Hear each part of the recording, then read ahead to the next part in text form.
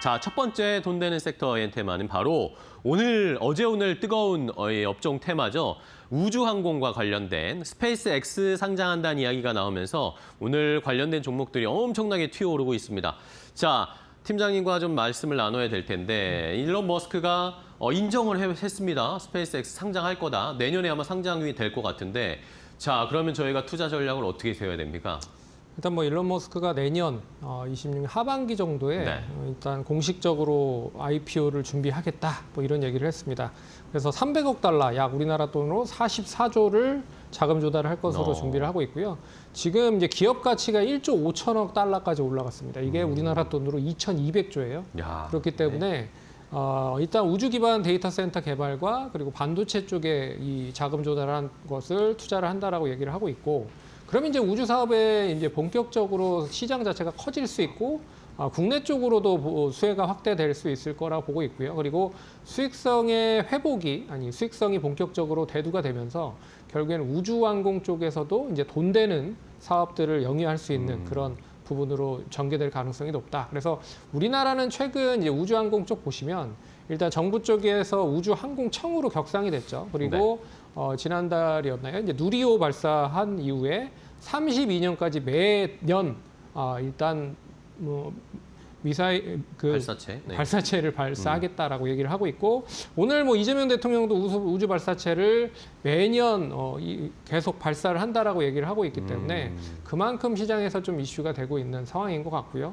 그리고 이제 우리나라 쪽에서는 이제 우주항공 쪽 관련된 기업들을 보시면 대부분이 실적이 안 좋습니다. 실적이 안 좋거나 없거나 해요. 하지만 이제는 이제 본격적인 우주항공 쪽에 대한 수익 모델을 일단 스페이스X를 통해서 만들어진다고 하면 우리나라 기업들도 당연히 이제 수혜를 받을 가능성이 높지 않겠느냐라고 좀 보고 있고요.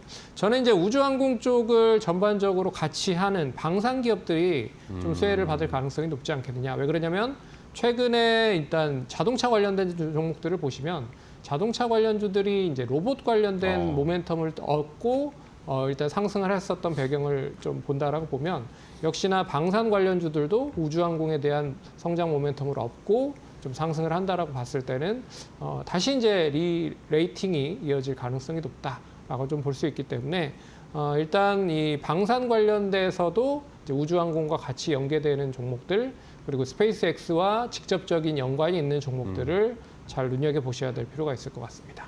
네. 자, 오늘 시장에서 말씀해 주신 것처럼 방산주들도 함께 잘 가고 있거든요. 한국항공우주나 한화시스템이나 이런 종목들도 오늘 주가가 잘 가는 걸 보면 말씀해 주신 것처럼 우주항공 그리고 방산 이렇게 엮여져 있는 종목들을 잘 찾아봐야 되겠고, 사실 누리호 발사했을 때 우리도 성공적으로 발사를 했는데 완료를 했는데 그때는 사실 우주 관련된 종목들이 우리 시장에서 거의 반응이 없었어요. 근데 이번에는 뭐 스페이스X 상장 이야기 나오니까 바로 튀어오르는 거 보면 미국적 모멘텀이 조금 더 센 것 같습니다. 종목은 그럼 어떤 것들을 볼까요? 첫 번째는 일단 이 스페이스X에 직접적으로 뭐 여러 가지 제품들을 공급을 하는 기업들. 일단 첫 번째 종목 HVM을 좀 봐야 될 필요가 있다. 네. 이 회사는 스페이스X 발사체 쪽에 특수 금속을 공급을 하고 있는 기업입니다.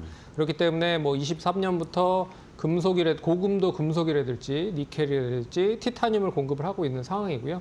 그리고 올해 6월에 이 공장까지 만들어 놓은 상황입니다. 그렇기 때문에 고사양 금속을 계속 만들 수 있는 밑바탕을 만들어 놓고 있다. 그렇기 때문에 만약에 스페이스X가 더 이제 발사체를 많이 생산을 한다라고 하면 당연히 동사에 대한 이런 고순도 금속은 더 많이 필요할 수밖에 없기 때문에 오늘 좀 관심 있게 봐야 될 필요가 있지만, 뭐 단기적으로 오늘 급등이 나온 그런 점은 좀 눈여겨봐야 될 필요가 있다라고 보는 시각이 맞고요. 그리고 실적도 좀 턴어라운드가 되고 있다라는 건 좀 눈여겨봐야 될 것 같습니다.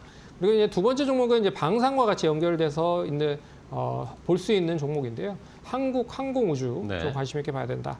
동사는 이제 스페이스X와 더불어서 차세대 위성 발사체 관련된 계약 이력이 있습니다. 그렇기 때문에 중형 위성을 발사를 했을 때 스페이스X와 같이 연계를 하면서 사업을 진행을 했다라는 점, 그게 이제 이력이 있기 때문에 결과적으로 스페이스X 상장이 된다라고 했을 때도 동사의 뭐 여러 가지 다양한 사업으로 전개될 가능성이 높은 그런 레퍼런스를 보이고 하고 있는 게 아닌가. 그래서 동사는 이미 뭐 KF21이나 그리고 FA50 관련된 전력 그 관련된 뭐 여러 가지 전투기들을 방산 쪽에서 양호하게 수주를 하고 있는 상황이고요.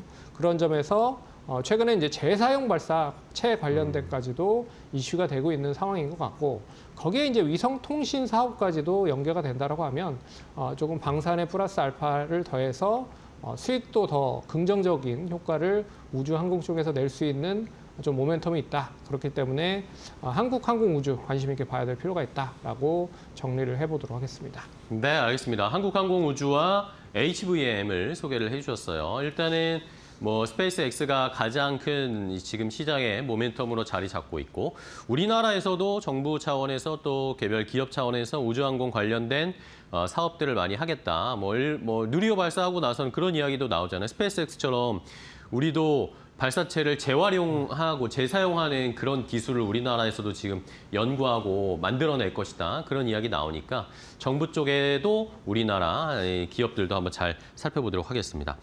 자, 그러면 탑픽 종목을 하나 골라볼까요? 그래도 뭐 스페이스X 상장이 가장 시장에 영향을 강하게 주니까 그렇죠. 관련해서 탑픽으로 뭘 보면 좋을까요? 스페이스X에 직접적으로 투자한 기업. 뭐 그런 여기가 기업이 이제 있나요? 핵심일 네. 가능성이 높지 않겠느냐. 네, 그렇죠. 그래서 미래세 그룹 쪽에 미래세 벤처 투자를 관심 있게 봐야 될 필요가 있다라고 말씀을 드려보도록 할게요. 일단 미래세 그룹 자체에서 22년에 스페이스X 쪽에 대규모 유상증자가 있었습니다. 네. 그때 무려 한 2,200억 정도 그룹 쪽에서 투자를 했다. 그렇기 때문에 미래세 벤처 투자도 거기에 있어서의 투자 일환으로 좀 어떻게 보면 투자를 했다라고 생각을 하시면 될 것 같고요. 일단 동사 같은 경우에는 일단 뭐 신규로 엔젤 투자나 벤처 캐피탈 쪽에 투자를 하는 기업입니다. 그래서 상장이 본격화되면 이 상장에 대한 걸로 엑시트를 해서 수익을 챙기는 그런 전략을 가지고 있는 업체다라고 생각을 하시면 될 것 같고요. 최근에 이제 CMTS라고 하는 회사를 상장을 시켜서 한 차익을 한 5배 이상 수익을 낸 그런 이력이 있다라고 좀 볼 수 있기 때문에, 만약에 스페이스X가 IPO로 어느 정도 상장이 된다라고 하면 동사가 보유하고 있는 지분을 일단 엑시스할 수 있는 절호의 기회가 될 수 있다라고 좀 보고 있고요. 그리고 아직까지도 상장이 준비되어 있는, 동사가 지분을 태워서 일단 상장을 준비하고 있는 굵직한 기업들이 많습니다. 세미파이브도 있고요. 그리고 번개장터라고 하는 그런 기업들도 동사가 상당히 좀 지분을 많이 가지고 있는 기업들이기 때문에 상장했을 때 수혜도 이어질 가능성이 높다라고 좀 볼 수 있을 것 같습니다. 그래서 오늘 1,370원 정도 거래가 되고 있는 흐름인데, 뭐 한 1,300원까지 분할적으로 접근 가능하다라고 말씀을 드릴 수 있을 것 같고요.